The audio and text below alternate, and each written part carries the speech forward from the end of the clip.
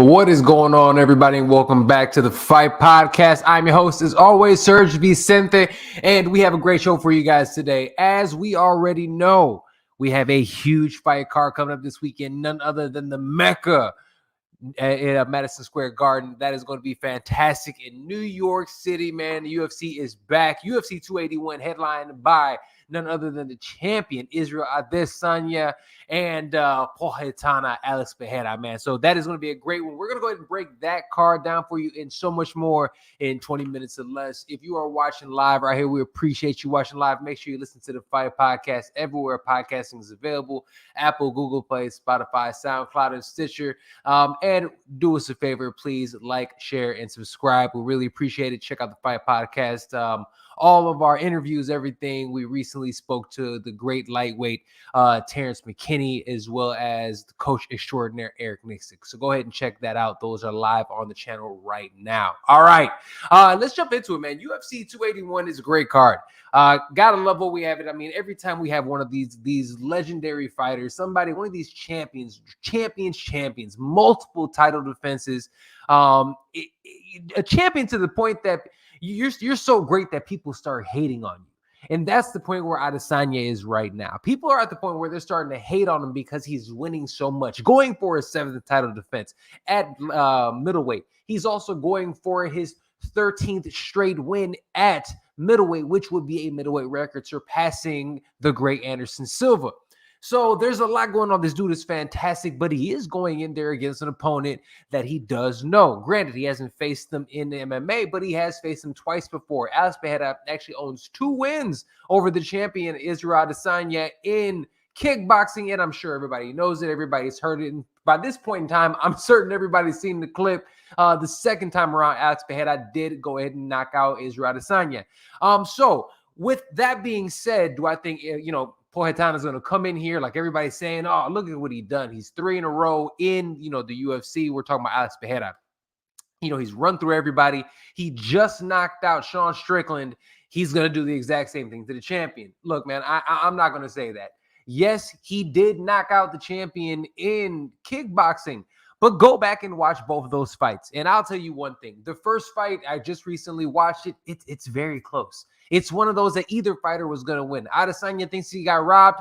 I don't know if he got robbed. I thought he won, but it was a really close fight. Either guy could have won. In the second fight, if you go back and watch it, yes, Adesanya did get put out cold, and it was one of the nastiest left hooks you'll ever see. He put him out completely. But Adesanya was winning that fight. And not only was Adesanya winning that fight, he actually had Alex Pereira on skates. And if it wasn't for the bell, he probably would have knocked out Alex Pereira. So and one thing that Eugene Behrman, the great Eugene Behrman, the head of City Kickboxing, the head coach of Adesanya, has also said that he was so upset watching that fight because once he had Alex Pereira hurt, he started brawling with him as opposed to sticking to his game plan. So when I say that, how do I think this fight's going to go? I do think Alex Pereira, with the confidence, he's been talking spicy online. He feels the confidence, the rub with training somebody as great as the great Glover Teixeira. He was a training partner. He's been up there in Connecticut. He doesn't have that far to travel right there in New York. This almost feels like a home fight for him. So he has the confidence, of beating Adesanya. He has the confidence of training with a former world champion in Glover Teixeira. And this dude is just, a monster. If you don't know Alex Pereira, you need to go check him out, see some of his fights. But one knock I'll have before I kind of get into it, I've wondered why people haven't brought it up to the same extent. When Islam Makhachev was making his rise, the one thing that the trackers always said was, this dude hasn't fought anybody. And I didn't agree with that at the time. And I still don't. We're talking about the great Islam Makhachev. He's a champion now. But we're talking about Alex Pereira. Who has Alex Pereira fought? Sean Strickland, who his coach even said on this show, dude didn't pay attention to the game plan, went out there and got knocked out. He fought like an idiot. I think it's a direct quote. You go ahead and check it out. I think it's 2 episodes ago. So I think it's episode 358 of the show. So there's that. Now, I also will put it like this. I think Adesanya has far more experience in MMA. This is not a kickboxing fight. Yes, they're 2 kickboxers, but different things are going to happen. The cage makes a difference. Everything about it. I shoot. One of them might mess around and shoot. So I think this fight is going to be entertaining in that sense. I think with the confidence that Pereira has, he's going to come downhill. I think he's going to push the action in other fights, like the fights that he did have with Sean Strickland. He kind of allowed Sean Strickland to come to him. He played the counterpuncher in that sense. I think he's going to be confident. I think he's going to go downhill, and I think he's going to try to get the champion out of there. I think on the other side, I think Adesanya uses his, as long as he doesn't brawl. So, and really quick, what is the percentage chance that Pereira actually can knock out Adesanya? I'll be honest with you. I give him probably a solid 25% chance. He has a legitimate shot. That dude is that heavy-handed. He is hands of stone himself. The dude is a monster. Former Glory Kickboxing World Champion. He's knocked out the likes of Jason Wilness. And if you know anything about it, that dude is a heavy-handed monster. Former champion of Glory Kickboxing. He also knocked out the great Simon Marcus. So this guy has been in there with some of the best in kickboxing, on top of also beating up, or should I say knocking out Adesanya. But I think that he doesn't have, obviously, the experience that an Adesanya does fighting MMA. I don't think he has that 5-round experience. Also, one thing that he does do, he is a big guy. He does have to cut a lot of weight. So with that, is he going to have the gas tank? I think this fight, as long as Adesanya doesn't go out there and try to brawl, he does kind of what he did in those first few, especially the second kickboxing fight before he tried to, brawl. I think he's just going to outpoint him, out-angle him, jab, leg kick, keep the distance, and lump up and frustrate Pereira enough to make a mistake where he can capitalize and try to get him out of there. Personally, I believe that this fight's going to end up going to a decision. I think it's going to be a wide-sided 5-0, 4-1, decision to Adesanya. But there are going to be moments in there that are a little tricky. One thing I did want to bring up, betting odds. Minus 165 for the champion and Adesanya, plus 140 for Alex Pereira. Look, a lot of people are trying to put money on knockouts, early knockouts. I generally don't think that that's the way it's going to happen. Minus 165. I'll be honest with you guys. I'm sticking with the champion, the great last stylebender, Israel Adesanya. I'm going with that. All right. Moving right along, co-main event. The co-main event is also a championship fight. And then this one, I'll be honest with you guys. I want to be hyped. I want to be excited. But man, you know what? I will say this. You are going to get two of the best out here. I think that in the champion Carlos Esparza versus the former champion Weili Zhang. Carlos Esparza is somebody that I think a lot of people don't give credit to. I think she is a much tougher, grittier, fighter than I think a lot of people give her credit for. I think there's a bad taste in a lot of people's mouths the way that she won the title from Rose Namajunas. I think most people thought that Rose Namajunas won. Granted, the reason that she lost was lack of experience, or not lack of experience, lack of activity. And Carlos Esparza really didn't do much in that fight either. So I think people were a little irritated that she won that fight. With that being said, she has a real dog on her hands right now with Weili Zhang. Weili Zhang is an absolute monster. She is a champion. She has knocked out, some of the best in the world. She's gone out there and beaten, the best in that weight class, and she is a powerhouse. I absolutely see her going in here and winning this belt. Carlos Esparza, with the fantastic grappling that she has, I don't think she's going to be able to get Weili Zhang on her butt. Think about it. Weili Zhang, who is trained with Henry Cejudo, she is trained. She is now in the States doing her thing. I'm sorry. I'm looking at it. The more I look at this fight, I think this is one of those just a terrible stylistic matchup for the champion Carlos Esparza. I think that Weili Zhang goes out there and actually gets her out of here. I think her kickboxing is too strong, and it's not even just about her kickboxing. I think her takedown defense is just far too solid. If she's not able to get taken down, there are two different leagues if we're talking about in the striking. And if Carlos Esparza isn't able to dominate, whether it be having her back against the cage or having her on her back, she's not going to win the fight, and I think the fight gets finished relatively early. I see a second round finish for the former champion and new We're gonna go ahead and say Weili Zhang goes ahead and takes that one really quick. I want to bring this one up. Betting odds for this fight. Where are they? I think they're at even. These are at even. So we'll see. We'll see who have it. I mean, it's a pick'em fight. Weili Zhang is the number 2 ranked strawweight here. All right. Moving right along, we have the former interim champion in Dustin Poirier, one of the biggest money grabs, money draws in the sport. I mean, Dustin's a legend. He's beat the best of the best at Max Holloway of the world, Conor McGregor twice. I mean, his name carries all the weight, not just hot sauce. So on top of that, we have him going out there against the former Bellator champion, arguably the second best, Bellator champion of all time in Michael Chandler. Look, Michael Chandler is only 2-2 in the UFC, but he has been in there with everybody. The former champion, Charles Oliveira, put on classics with Justin Gaethje. I mean, this dude has gone out of here and fought everybody. I mean, ever since he's come into the UFC, he's almost been a breath of fresh air. I'm willing to fight anybody. I'm going to make it entertaining, and I'm gonna try to win. I love everything that he's done. This dude is a fantastic wrestler. He always comes in shape, and I mean, he has dynamite in his hands. But if we look on the other side, we're talking about Dustin Poirier. Dustin comes from one of the best teams in all of MMA, or I'm gonna say all of combat sports, an American Top Team. He is extremely well schooled in all categories. Amazing boxing, arguably the best boxing in the lightweight division. Some of the best boxing in the UFC. Think about it. He's knocked out guys like Justin Gaethje.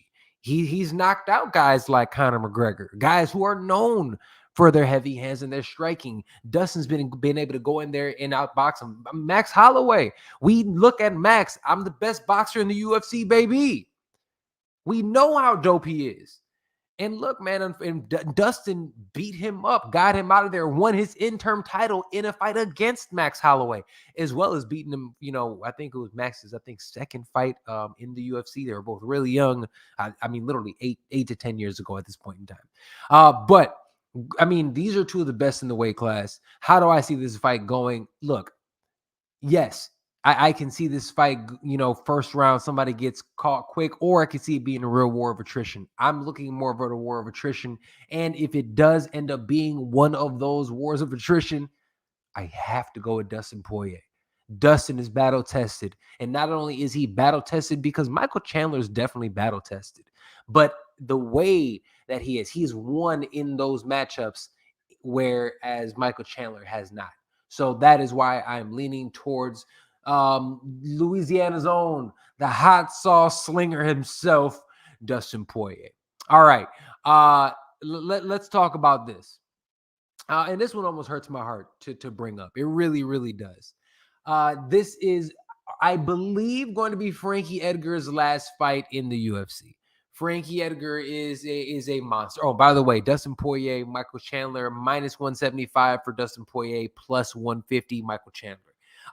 Frankie Edgar versus Chris Gutierrez. Chris Gutierrez is an up-and-coming dude, man. He is an absolute monster on a tear. 7-fight winning streak. On the other hand, we have the legend. I'm going to say it again because we have to put some respect on his name. The legend, Frankie Edgar, number 12th ranked. I mean, this dude has done it all. He has done it all in this sport. He has fought it. He was the champion, an undersized champion at lightweight, beating BJ Penn, going down there, competing for a championship multiple times at featherweight, and now he's fighting all the way down at bantamweight. This dude is a legend. He's competed for championships everywhere. One of the best guys, 41 years old, though, and it seems like, the wars have caught up to him. The fights with Gray Maynard have caught up to him. And we're seeing it. Him getting knocked out with a front kick by Chito Vera. Granted, Chito's doing that to everybody right now, but we're seeing it. And Chris Gutierrez is a guy who is on an absolute tear. I love Frankie Edgar. From Toms River, New Jersey. This guy is a staple. Renzo Gracie guy is an MMA legend. One of the old guard guys. There's a great picture from back in the day. Had some of the champions, and it was like Jose Aldo, Frankie Edgar, George St. Pierre, Anderson Silva, John Jones, and like it was like the champions at the time. I think it was right when the WEC ended up merging with the UFC, and it's like Frankie's like the last guard of these guys, man, and coming up with the sport and seeing that it almost hurts to see, and I love that he's getting the profile. I love that he's getting Madison Square Garden. He deserves a platform like Madison Square Garden, but guys, come on, Hunter and them. Yo, he doesn't deserve, Chris Gutierrez. Chris Gutierrez is a savage. And I think, unfortunately, we are doing what, combat sports does. We are going to make a star or a name off the heads of our old lions. And I see Chris Gutierrez probably getting an early finish in this fight. All right, I hate to say it. It hurts. It hurts deep down inside. But I believe that that's going to happen. Also on this card, and that's the last. Actually, I'm gonna rapid fire a few of these other ones. Dan Hooker, City Kickboxing Zone, number 12th ranked lightweight, is fighting Claudio Puelles from Peru. Look, from Peru. This is a tough fight, man. Dan Hooker, look. He has shown some chinks in his armor. He's come back. He's looked good, but he has taken some L's recently. Puelles is an absolute beast if he gets on the ground. I mean, the Suvarev stretch, all the different things that he can actually do on the ground. If he gets to the ground, Dan Hooker can absolutely be in trouble. I'm going to take City Kickboxing's word for it. They're saying that he has turned a new leaf. He has felt something that he hasn't in a while. If that is the case, I'm going with what I've seen in the past. I'm rocking with Dan Hooker. Dan Hooker is a favorite, minus 155 over Puelles. The prelim main event on this one, this card is so stacked, is Brad Riddell versus Renato Moicano. This fight is going to be nuts. Plus 105 for Brad Riddell, minus 125 for Renato Moicano. Brad Riddell coming off of his loss to Rafael Fiziev. Renato Moicano also coming off of recently. Let me check just to make sure. I don't want to just be saying that for you guys. Let me just pull this up.